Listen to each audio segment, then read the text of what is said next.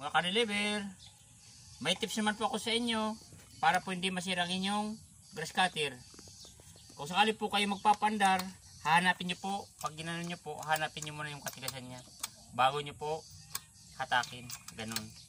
Tapos pag umandar na po siya, huwag nyo po siyang binibitawan, biglang bitawan, kasi yun ang sisira yung gear doon. Kung hindi naman na bibiyak ito, mga ka-deliver, itong grass cutter. At ngayon, hindi po siya umaandar. Dilinisan po natin itong carburetor, mga ka-deliver. Gumawa po ako nitong panglinis ng carburetor. Improvise lang to, mga ka-deliver. Lalagay ko lang dito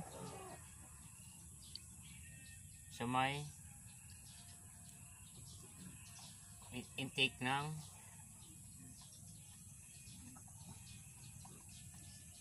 carburetor. Doon lang po, mga ka-deliver.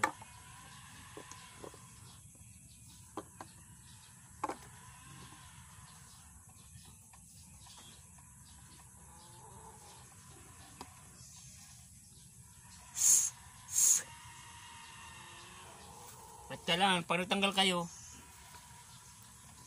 may sapin po, mga ka-deliver, para kung sakaling may mahulog na piyesa, kasi ang liit ng piyesa nito, makuha nyo po. Ganoon lang po, mga ka-deliver. Like and share na lang po.